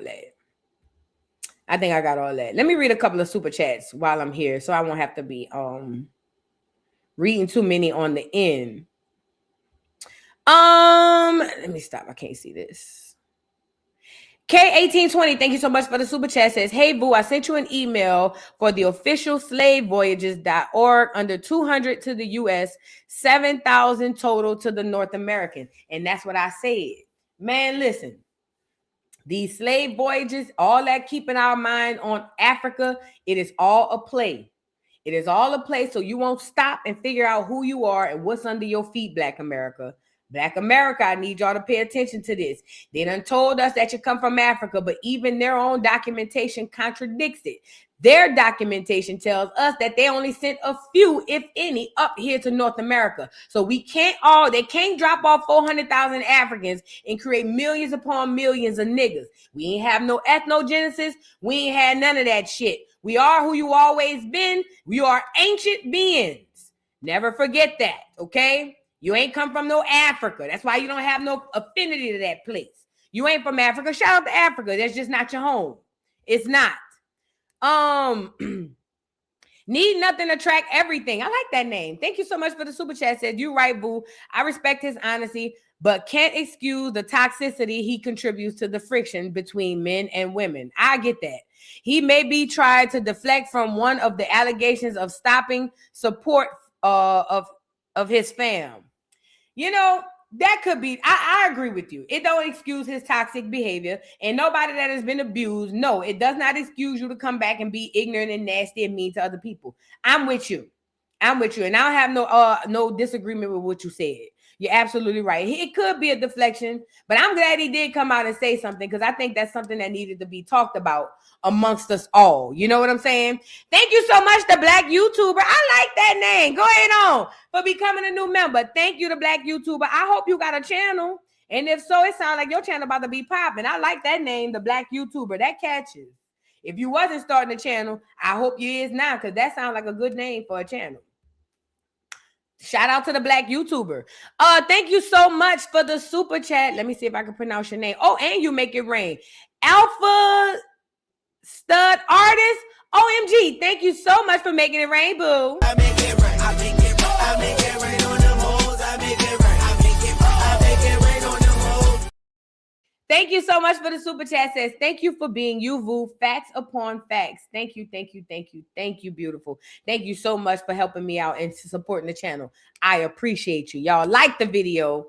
I said what I said, TV. Hey, beautiful. Thank you to my beautiful mod. Thank you for being a member for 16 months. Says, we ain't nothing but funny pigs to them. Not no more. Exactly, because that's what the awakening is all about. Before, we were blindly walking into these places, not knowing what's going on. This is the age of Aquarius, the age of knowing. Now you know. There's no reason to not know in 2026. If you don't know, it's because you don't want to know. You know what I'm saying? Thank you. Fifth House Production, thank you for being a member for 7 months. Says, Voodoo, this is a medical money grab. I went to the traditional Chinese medicine route for my fibroids and healed. You know what else too? They got regular Black girls in America still too that's healing people with fibroids. I know this girl on my Facebook page that be healing herpes. Now shout out to me, and thank God I never had to get herpes to heal. But there's this girl on my page, and they got people under there saying that girl really is healing herpes. For real, for real.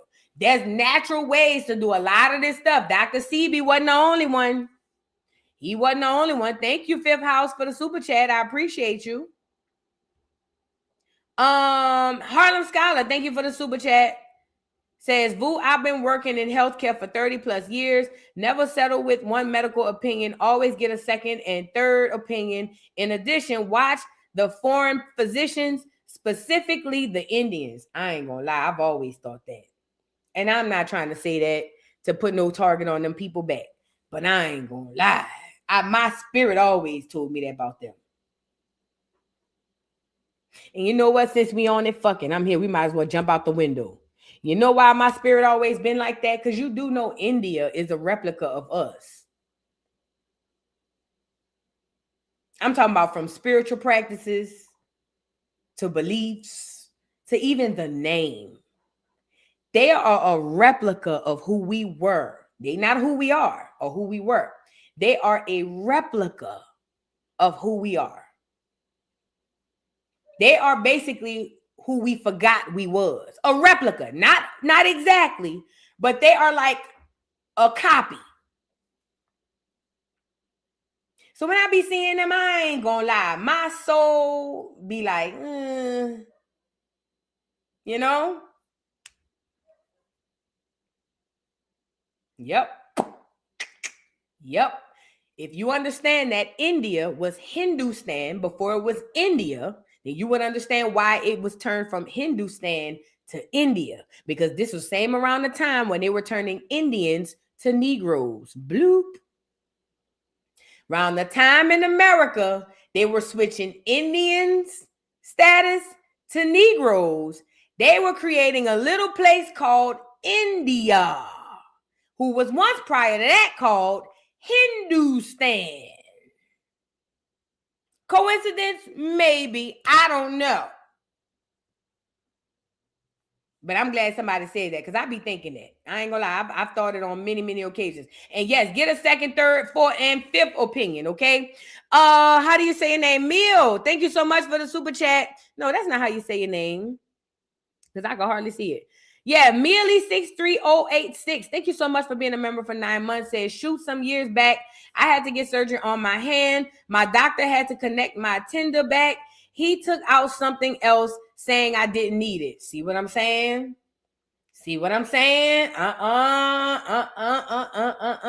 why I be And you gotta watch what you sign when you go up there too. Yeah, it's a lot. Thank you, Mill. Thank you so much. Tisha24214. Thank you so much for being a member for 12 months. Says, Boo, when we back on Rumble Wednesday, we got to get back to Rumble. I got to get monetized, girl. We gonna get back over there. I know Twitch too heavy. We gonna get back over there soon. I got you, Fat. I swear. Gypsy Hustle. Thank you so much for the super chat. Says, Nikki was never for the T's, only for the L's and B's. For sure. I'm gonna be honest, and this is no shade. I don't think most people were ever for the T's. I think the T's were bullied amongst people, especially the G's. I think most of the G's that be windmilling for the T's, I think they were bullied into that. I ain't gonna lie, no shade. K-Ben, thank you so much for becoming a new member. I appreciate you. And the Black YouTuber, thank you for the super chat. Says, we got to do an educational Friday on the Cabbage Patch Kids. I already wrote them down. We definitely doing one on the Cabbage Patch Kids. Thank you, the Black YouTuber. Thank you. And Sequala, I like that name. Thank you for the super chat. Says, hey, Vu, all blessings to you. Love you down. Love you back, Fat. Thank you so much, y'all. Shout out to y'all. Get the likes up on the channel. Let's get back into the show. Black American culture and who we are. Oh, God, where do I begin? So, okay, we've been taught all this time that we come from Africa. We were slaves. We came off a boat. And the culture that we have, we were told by society in America that the culture that we had came from being whipped and beat through slaves and chains and all of that stuff. So according to history, had we not been kidnapped, subjugated, raped, pillaged, and put in the chains, we wouldn't have the food that we have. We wouldn't have the blues, which cultivated into hip hop and all that stuff. I am here to tell you that that is a lie. That is a huge, huge lie. Not only is it a lie, it is the most disrespectful thing you can say to our ancestors or a group of ancestors who created everything that we know today. Okay. And the lie part about that is the fact that we had to be subjugated to be creators. That is not, I think anybody, when you say it out loud and repeat it, it's almost saying like somebody had to whoop your ass and lock you up for you to be great. When we say it was slavery that produced our food or it was slavery that produced our music, that's inadvertently what we're saying. What we're saying is we had to go through subjugation to be creators, and that is not the truth. That is the furthest thing from the truth. And not only is it the furthest thing from the truth, it is actually disrespectful to the people that came before us. Because now we minimize who they were and what their contribution was to this world. And also, what we do when we say that is we give that white boy, because we believe that's how slavery were. That's why our slavery was. You give him the power to make sure that we create. You're saying that he had to be our creator or he had to put something in us to create. And that I will never give. We did not have, I'm going to say this time, I'm purple and I'm black. We did not have an ethnogenesis. We didn't go getting mashed up with no Africans. We didn't go get mashed up with no Native Americans. Yes, some Native Americans procreated with Black Americans. Yes. But by and large, none of that is true about us. And the only way for you to find out is to do your genealogy. The textbook is a lie. They can't tell you the truth. The church is a lie. They ain't never told you the truth. The schoolhouse is a lie. It wasn't built to tell you the truth. The only truth lies in your genealogy. But if you only go off of these books and these authors, then you're going to think that I'm a mixture of a Native American and I'm a mixture. I got 20% Nigerian and I got 15% West African and I got 12%. You're going to continue to think like that because you refuse to go to the only documentation that matters, and that is your genealogy. Now, why is this important? Because I think when we start our history 400 years ago, we cut off who we are. And when we cut off who we are, we don't understand what we contribute to the world. And what we contribute to the world is everything. Everything. If it were not for Black Americans, life as the world know it would not exist.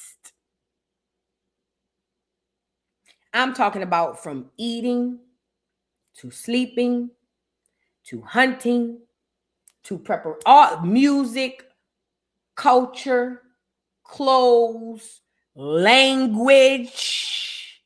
See, they told you in the history that we had to learn English as a new language. Lies. Language, everything the world has, Black America comes from you. And I'm going to prove it to you. If you go on, or if you travel, but let's just go with the internet because most people have the internet to their access. If you go on the internet and you go look up, I don't give a damn what you look up, you'll find a remnant of Black America there. Unless it's like some small hut or some small group, you know what I'm saying? Or some small like unless it was like some small tribe who didn't get much American or political, or not even political, global exposure. Every place on this earth is touched by you, Black America. Do you know that toothpaste, the reason that people in the world brush their teeth is because of you, soldier boy?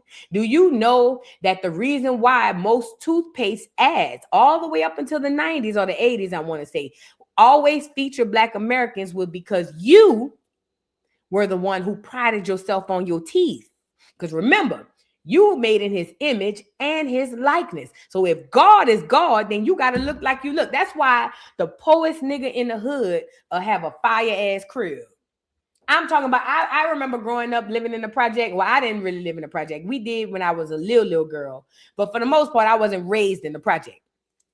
But I know my grandma, my aunties, and all of them was out the project. And I remember going to certain people projects, they house, you could eat off the floor. Huh? Certain people house, my cousin, God bless the dead, my dead cousin Walter, he was gay. But when I tell you, when you walk in his house, fur rugs, I got a fur rug in my house because of my cousin. Fur rug, gold disc, leopard print, dad. I'm talking about in the hood, in the project with no money. People will find a way to make sure, even in the worst conditions, us, Black America, we the only people like that. Even in our poorest conditions, we still live better than average. That is because that is who we are. It's who we've always been. All since the beginning. So this is why when you look across the world, certain places, even when you look, and I'm not trying to throw no shots at Africa, but I'm going to use Africa.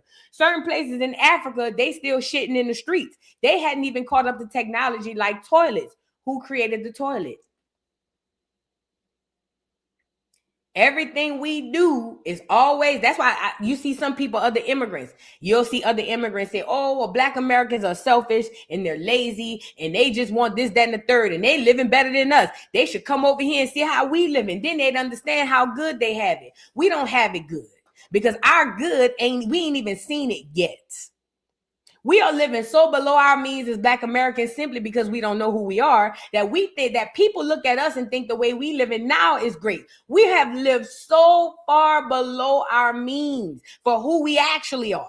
But again, as long as you believe that you're an African slave, you'll never go and tap in to figure out who exactly you are. I'm saying all this to say, Black America, you are culture. You are language. You are society. You are politics. You just is.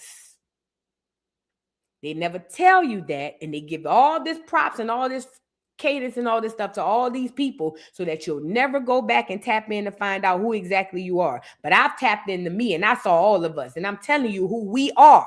We ain't no slaves. We ain't no Africans. We ain't no ethnogenesis. We ain't none of that. We are the gods and goddesses we've always been. It's just time for us to wake up. Now, because we haven't woken up, everybody all across the world benefits off of us. Everybody benefits from us. Everybody benefits from us. Every culture, every language, every creed, everybody benefit off of us, and we get nothing. Why? Because we have no clue that everybody's benefiting off of us. We have no clue that we're walking gifts. We walking exuding gifts and talents, and everything is we walk in monetization. We don't even know it. That's why we live in the conditions we live and don't understand why. And that's why they live in the conditions they live, and we still don't understand why. Because they understand something. They see who we are and we don't. I get so tired of people all across the world. Oh, Black Americans this. Oh, Black Americans that. Oh, bitch, you should be thanking us. If it were not for us, you bitches wouldn't even be. And until we realize who we are, we're going to continue to get played with. I saw this video from this young man. And in this video, he was talking about what Black American culture has contributed. Oh, I thought I had put it on here. He was talking about what Black American culture has contributed to the world. And I don't think we know it because we'll repeat it, but I don't think we understand who exactly we are and what we bring to the table. It's like Black America don't realize the bad bitch that we are. Everybody else can see it. We just don't see it. And we don't just say, and we don't just give culture to America. We literally give culture to the entire world. People are civilized, Black America, because of you. People comb their hair and wash their ass because you came before them and told them that that's what they're supposed to do. People sit upright and eat with forks and knives because you came before them and told them that's what they're supposed to do. People speak languages. People comb their hair. People cut their hair. People have refrigerators. People have cars. People fly in planes because of you. You and the people that came before you. The reason they always give us our idols is so we won't tap in to the true essence of who we are. That's why they give us Martin Luther King. That's why they give us all of these fake ass idols so we can continue to stay on that hamster wheel of that bullshit. Everywhere in the world is what it is because of you. Let's get into a few things we contribute to culture, not just music, culture. You can't go anywhere on this earth without seeing our influence. The problem is, unlike any other Black culture on the face of the planet, we have been colonized and monetized for profit by everyone, including the Koreans. K-pop ain't nothing but R&B. And the funny thing is, everyone's coming over here and benefiting from the fact that we put out the 13th, 14th, and 15th Amendment. All of those things that started as the Black liberation movement, but then got shoehorned into civil rights because everybody wants to come off of our pain. American culture is Black culture. I don't even like calling it quote unquote Black culture, but I know we love that word Black, so I'm gonna just go with the move. But let me just say this. World culture is our culture. World culture is our culture. Hold on, let me see. I'm pulling something up right quick. And because we have been lied to and told that, oh, this comes from there. And you know what bothers me too? I see foreigners, oh, you get this from us. Oh, no. Everything they got from us. We didn't get nothing from nobody. Everything everybody else got, they got from us. We are the original man. We the first people, not some weird people in Africa. It's us. Everything the world got, they got from us. And I need us to overstand and understand and understand why that is important. Because we contributed everything the world knows what they know today. Again, electronics, computers, AI, cars, clothes. The fact that people even put on clothes, that come from us. Everything comes from Black America. But they call us Black so that we would subconsciously not know who we are, and then we would distribute these gifts and not even know that we're doing it.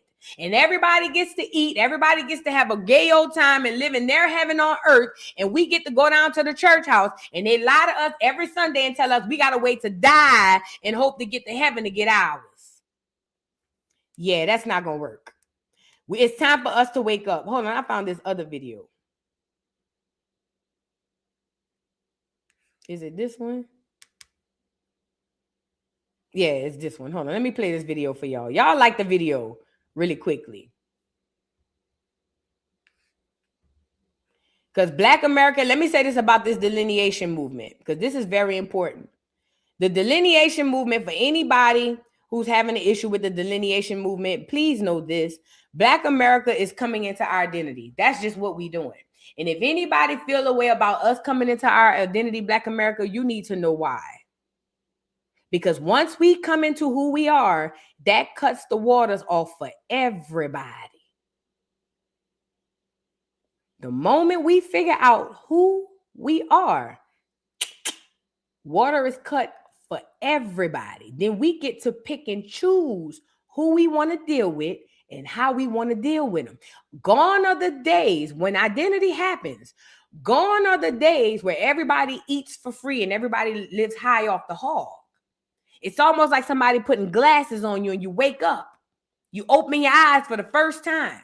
And this is why everybody all over the world has been having an issue with this delineation movement. We've seen how pulling back our energy has literally sent the world in an uproar.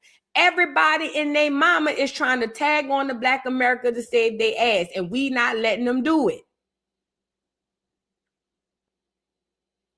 It's time for you to understand who you are.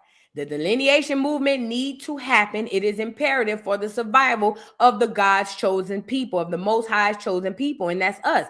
It's going to happen. If you are an ally to Black America, I don't think it should be an issue. But if you are not an ally and there's an issue, then you know why. Let's get into these Somalis and all this stuff and everybody delineating, but when we do it, it's a problem.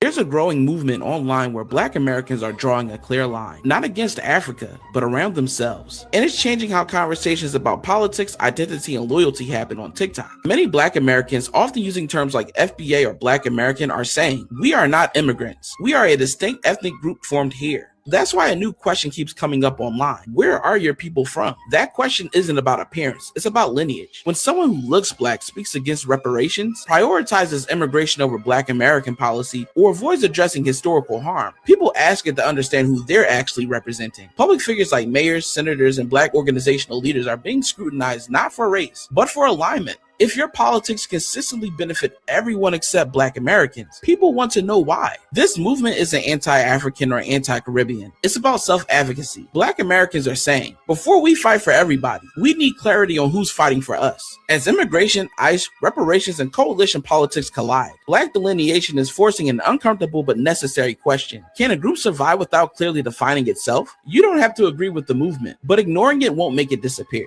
Identity, lineage, and political loyalty are being renegotiated in real time. Shout out to the brother who did this video. Sounds like a well-informed brother. The delineation movement was written, necessary, and it's happening. It is time in the age of knowing. Remember, we are in the age of Aquarius.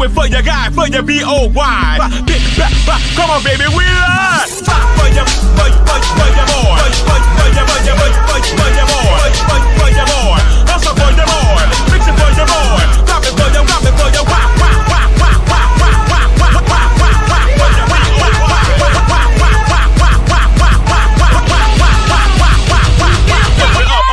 lift it up. Mr. Carroll, how you give the voodoo doll time to talk? I don't get no fucking time to talk. Who the voodoo doll is? The nigga you just had up here.